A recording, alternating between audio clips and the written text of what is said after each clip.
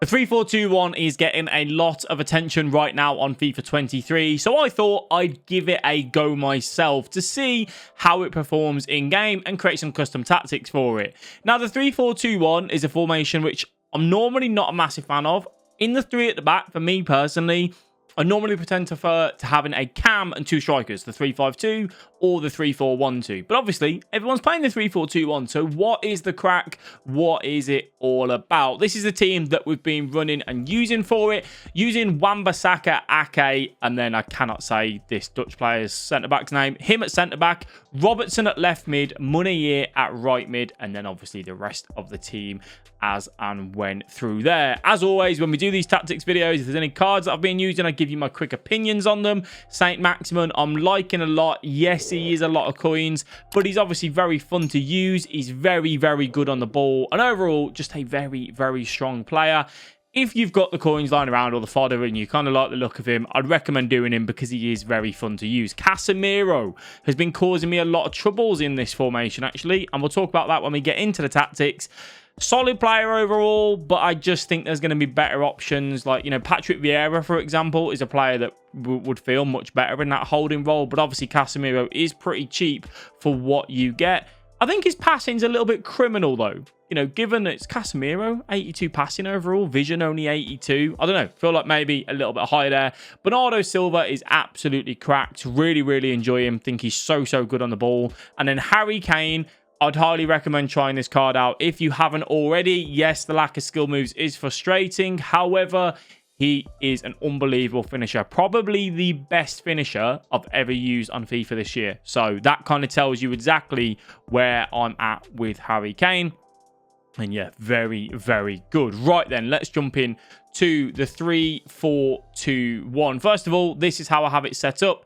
I have Harry Kane up front, Mbappe, and Saint Maximin right forward and left forward. You need, on that right forward and left forward, quick players that are agile, that have skill moves, good weak foot, can pass, can shoot. Gold Mbappe struggles a little bit because of the passing department nowadays, but any sort of updated in the meta cards will do the job for you.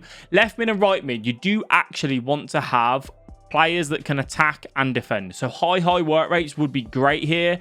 But also, I've gone for the more traditional fullbacks because, you know, they do drop in and obviously play fullback when we don't have the ball. But you can go for players more attacking if you wanted to, as long as they are decent enough defensively. Like Saka, for example, is a prime player that can play in that kind of wing back, right mid, you know, role and defend for you as well.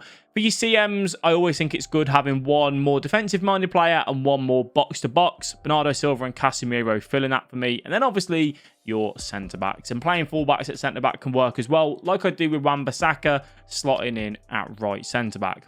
So for the tactics, what are we running? We are running balanced with 40 width. We don't run press on heavy touch or press on possession loss because you can do if you want to, but it obviously really encourages your players to step up and be aggressive. And if you get caught on the counter in the three at the back and you don't allow your numbers to get back, you are going to be in big trouble, okay? So I wouldn't really recommend that. I think balanced is going to be perfect for you in that area. 40 width because, you know, again, we want to keep it nice and compact in the middle. We want to allow the wings to an extent, but don't let them get to the byline. That is always the no-go zone. Old gen users, new gen users, just listen to this.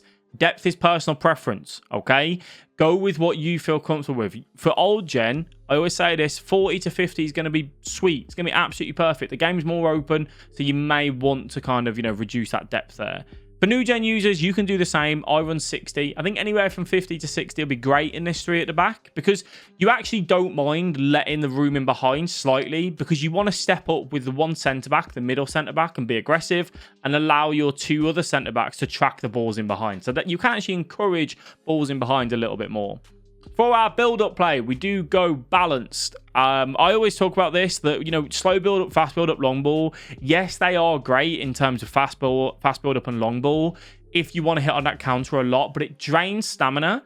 It puts a massive imbalance in your team. They all fly forward as soon as you win the ball. And I think against like the press, for example, when someone puts team press on or constant pressure, you don't really want all your players flying forward when you pick it up on the edge of your box. And that's where balance just works that little bit better. Because when you get to chance creation, this is when you move into the opponent's half and you're beating the press and you're getting forward and you're getting in to that final third. This is personal preference. Again, direct passing or forward runs, whichever one you kind of prefer playing with. Direct passing is what I've been using a lot recently. I don't think balanced or possession is the way you want to go. Balance is too negative, I would say. You want the movement between your forwards, the right forward, left forward, and striker. So having kind of either one of these will work a treat for you, okay? Now, width, we go 55 width. I tried a high width to start off with, and I'll talk about the instructions in a minute on why I had to change this.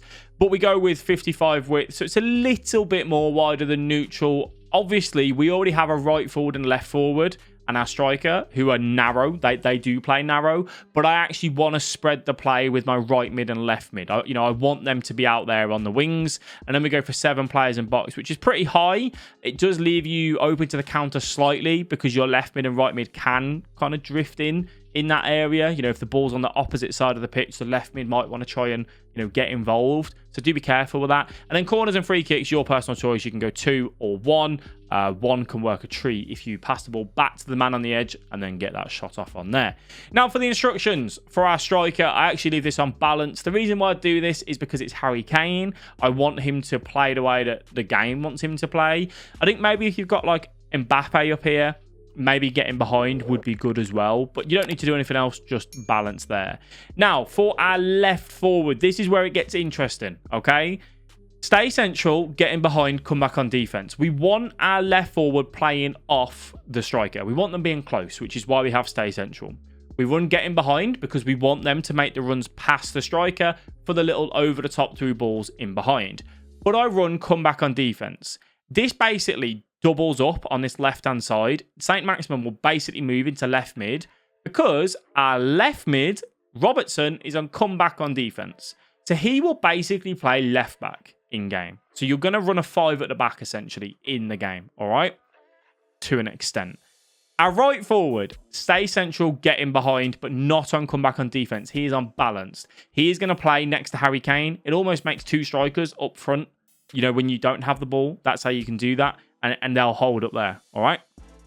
Interesting conversation here now. I was having an issue with Casemiro moving into right mid when I didn't have the ball. And he was leaving Bernardo Silva to defend the middle. We were speaking on our Twitch stream, twitch.tv/AlexBee official. And our chat was saying, mine doesn't do that in the 3-4-2-1. I couldn't really work it out. I don't know if it's a Casemiro issue or a Munayer issue. But basically, I was running comeback on defense on Munayer, and he was dropping into right back, and then Casemiro was going into right mid.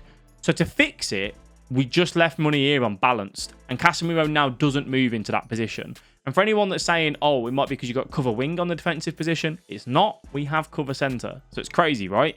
Stay back while attacking, cover centre Casemiro. Stay back while attacking, cover centre for Bernardo Silva.